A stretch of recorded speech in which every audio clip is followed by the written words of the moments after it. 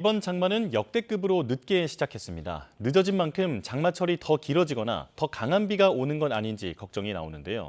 공항진 YTN 재난자문위원과 자세히 전망해 보겠습니다. 어서 오십시오. 네, 안녕하세요. 네, 자 일단 이번 장마 네. 역대 세 번째로 늦는다라고 네. 하는데 왜 이렇게 늦게 시작한 겁니까? 장마가 시작되려면 남쪽에서 이렇게 이제 더운 공기와 많은 수증기를 갖고 이렇게 정체되어 있는 비구름이 있습니다. 네. 정체전선이라고 하는데 이런 것들이 좀 위로 올라와야 되거든요. 근데 그걸 위로 밀어붙이는 데는 남쪽에 있는 더운 공기가 이제 밀어붙이는데 사실은 그 더운 공기가 밀어붙일 시기에 상층에서 꼭대기에서 찬 공기가 내려왔었어요. 네. 그러니까 그래서 그 찬 공기가 우리나라에 머물면서 이 더운 공기의 북상을 저지했기 때문에 이런 현상이 빚어졌다고 볼 수가 있는 것이죠. 그러니까 근데 이제 찬 공기가 왜 내려왔냐 하면은 보통의 경우에 이제 그 서에서 동으로 이렇게 그 기류가 네, 그러니까 말하자면 공기가 이렇게 네. 이동하는데 네. 그게 자연스럽게 이동하면 별일이 없는데 이게 그 오른쪽에 강한 어떤 공기들이 가로막고 있으면 이것들이 못 빠져나가거든요. 그래서 우리나라 쪽으로 이렇게 내려오는 그런 기류가 형성이 됩니다. 그러니까 우리나라 북쪽에서 우리나라 남쪽으로 내려오는 공기의 흐름이 생기기 때문에 이렇게 공기의 흐름이 생긴다는 거는 북쪽에서 남쪽으로 차가운 공기가 내려온다는 거잖아요. 근데 이게 오랫동안 우리나라에 머물러 있기 때문에 장마가 늦게 시작된 거라고 볼 수가 있겠습니다. 예, 그러니까 찬 공기가 장마 전선을 계속 밀어냈기 때문에 저지하고 있었던 것이죠. 네, 이렇게 지금 장마가 늦게 시작했다라는 말씀이신데요. 그렇다면 이제 이렇게 늦게 시작하면 그만큼 장마 종료 시점도 늦어지는 건가 궁금합니다. 꼭 그렇지는 않죠. 그러면 이제 장마가 끝난다는 얘기는 남쪽에 아까 조금 전에 말씀드렸던 그 남쪽의 더운 고기압이 우리나라 쪽으로 크게 확장하면 이 정체전선이라고 하는 비구름의 그 규모가 조금 좁아들면서 위로 올라가 버려요. 북한으로 올라가 버리면서 끝나는데 시기적으로 보면 이렇게 장마전선이 북한을 통해서 만주 쪽으로 올라가는 시기가 7월 말쯤 되거든요. 네. 그러니까 장마가 늦게 시작됐다고 해서 오래 이어지는 건 아니고 자연스럽게 확장할 수 있는 북태평양 고기압이 우리나라 쪽으로 크게 확장하는 시기가 되면 장마가 끝난다고 볼 수가 있어요. 그래서 예. 우리가 늦게 시작했다고 해서 꼭 늦게 끝나는 건 아니다. 다만 이제 변수는 최근 몇 년 동안 장마의 형태가 일정하지가 않아요. 말하자면 우리가 지금 알고 있는 장마의 어떤 그 특성하고는 좀 차이를 보이거든요. 그러니까 어떤 해에는 뭐 45일까지도 비가 오기도 하고 어떤 해에는 작년 같은 경우는 또 비가 짧게 왔잖아요. 예. 이런 식으로 변화무쌍하기 때문에 장마 시기를 미리 예단하는 것은 좀 어렵다 이렇게 볼 수 있겠습니다. 시점과 기간이 이제 과거와 많이 달라진 게 현실인 상황인데요. 그렇다면 장마가 지금 이번에 이례적으로 늦게 시작했다라고 하면 비의 양은 어떻게 전망이 됩니까?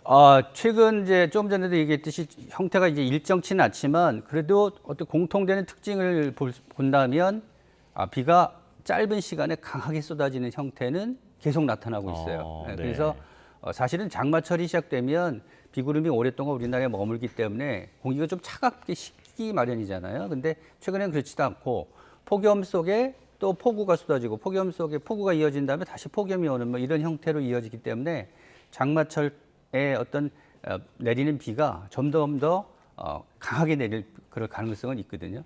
실제로 지난해만 해도 장마 기간은 짧았지만 내리는 비는 아주 강했습니다. 그래서 작년에 보통 이제 100mm 이상의 시간당 100mm 이상의 비가 내린 경우가 작년에 13번이나 되거든요.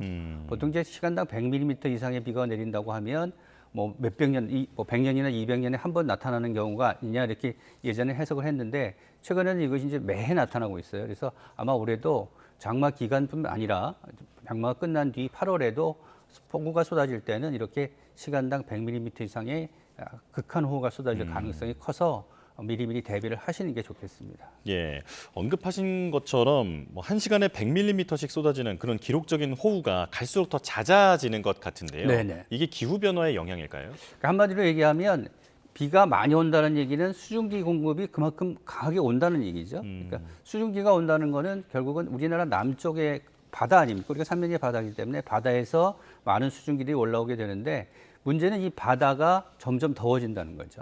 바다가 네. 뜨거워지면 그만큼 많은 수증기들을 공기 중에 내뿜게 되고 이 공기 중에 공기 중에 있는 수증기가 우리나라 쪽으로 올 수 있는 가능성이 커지고 그리고 이제 또 하나 특징은 그 북쪽에 있는 공기와 남쪽에 있는 공기가 성질이 좀 다르잖아요. 예. 성질이 달라서 그 두 공기가 마주치게 되면 이제 커다란 그 위아래에 어떤 큰 흐름이 생기고 그래서 비가 많이 오게 되는데 이 두 공기의 성질 차이가 점점 커져요. 그러니까 예전에는 짧게 이루어졌던 순환이 지금은 더 크게 이루어지는 거죠. 그러니까 크게 이루어진다는 얘기는 뭐냐면 그만큼 빠르게 상승하는 공기 때문에 구름의 양이 크게 발달하고 비가 많이 오고 그러니까 수증기 공급도 원활한 데다가 대기의 불안정도 강하기 때문에 이런 현상 때문에 앞으로도 이 극한호우는 계속될 가능성이 크다 이렇게 볼 수가 있겠습니다.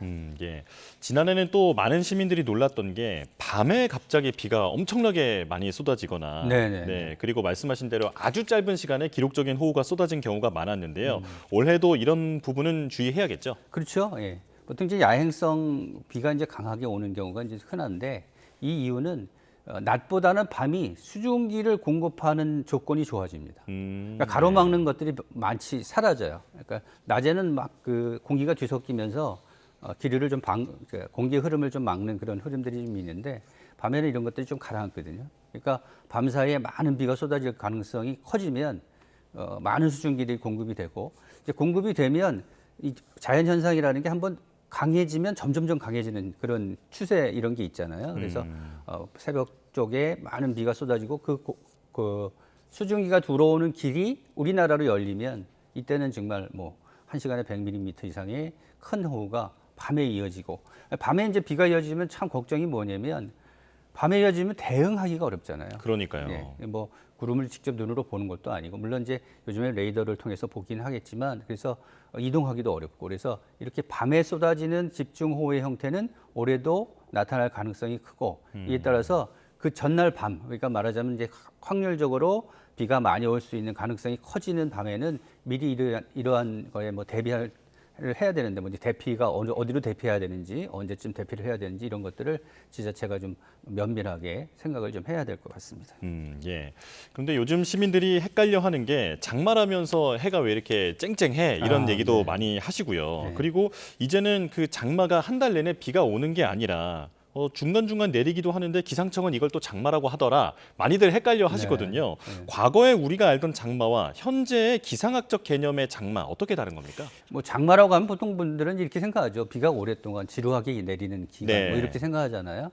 근데 이제 이 장마의 형태가 점점 바뀌는 거죠. 좀 전에도 제가 얘기 드렸지만 최근 6년 동안 장마 패턴을 봐도 일정한 패턴이 없어요. 그러니까 뭐 비가 한꺼번에 많이 쏟아지다가 또 아니면 지루하게 이어지기도 하고 이런 식으로 바뀌니까 이제 기상학자들도 이게 그냥 두고만 볼 수가 없잖아요. 그래서 네. 기상학자들이 모여가지고 장마철을 어떻게 정의할까 뭐 이런 식으로 이제 연구에 논의를 거친 다음에 올해 이제 결론을 냈는데 원래 장마라고 하면 남쪽에 어떤 북태평양 고기압이라는 커다란 그 더운 공기 그리고 북쪽에 찬 공기가 마주치면서 생기는 아까도 말 이게 정체전선, 이 정체전선이 영향을 줄 때를 장마라고 했는데 지금은 이 정체전선뿐만 아니라 남쪽에서 올라오는 더운 고기압과 북쪽의 찬 고기압이 만나서 생길 수 있는 여러 가지 가능성. 예를 들면 네. 뭐 갑자기 비구름이 발달하다든지 아니면 예전처럼 정체전선에서 비구름이 지난다든지 또는 태풍으로 인해서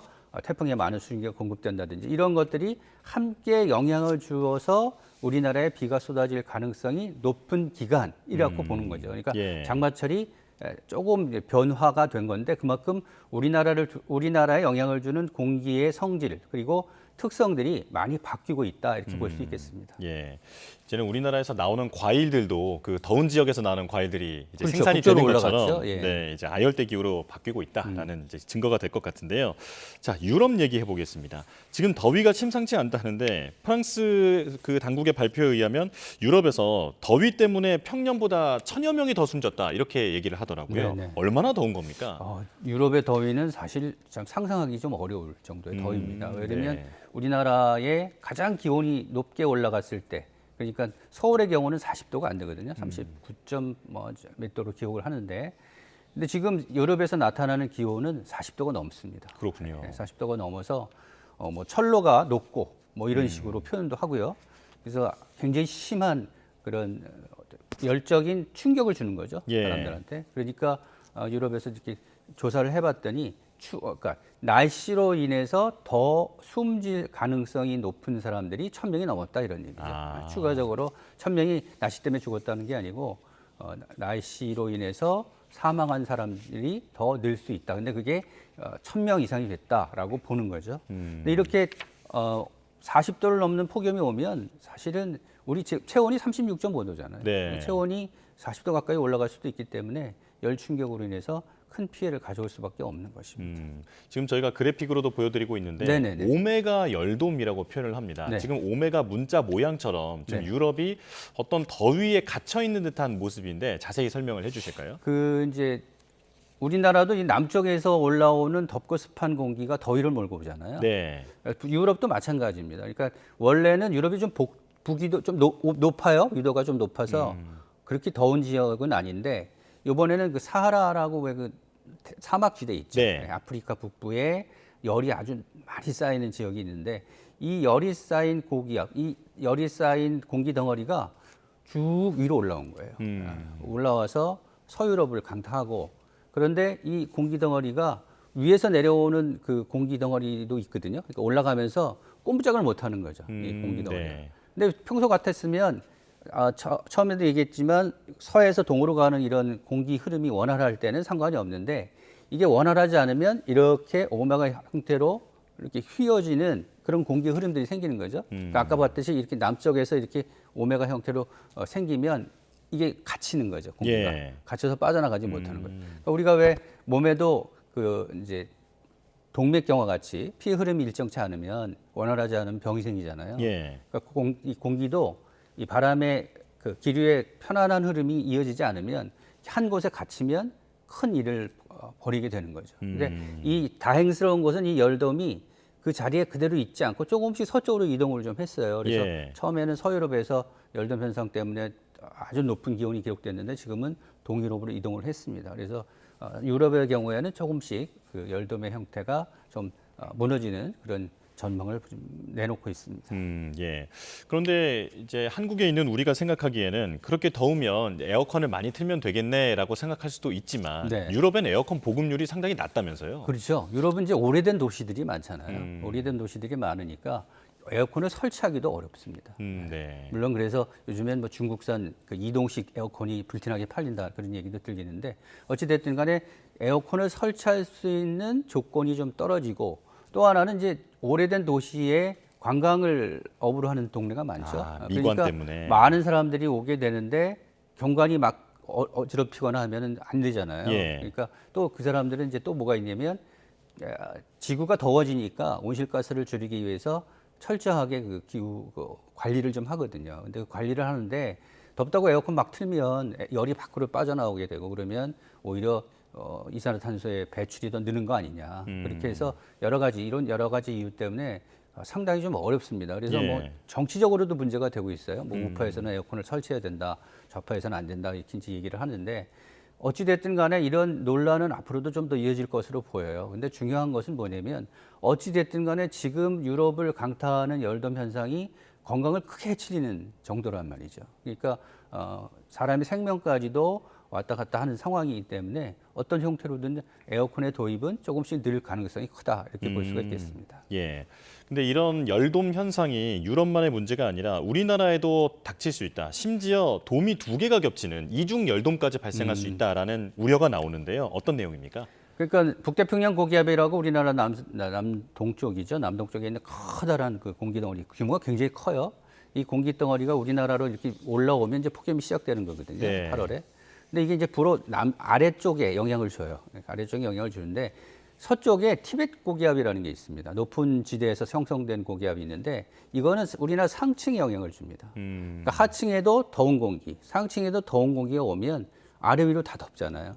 그런 다음에 또 하나의 특징이 뭐냐면 우리나라에 영향을 주는 북태평양 고기압과 티베트 고기압의 성질이 한번 영향을 주면 잘 움직이질 않습니다. 아, 그렇군요. 그러니까 오랫동안 머물기 때문에 이 아래에서부터 위까지 높은 식으로 이렇게 열돔 현상이 생기고 이게 조무주에 움직이지 않게 되면 폭염이 굉장히 길어지는 거죠. 그러니까 작년에도 이런 현상들이 빚어졌고요.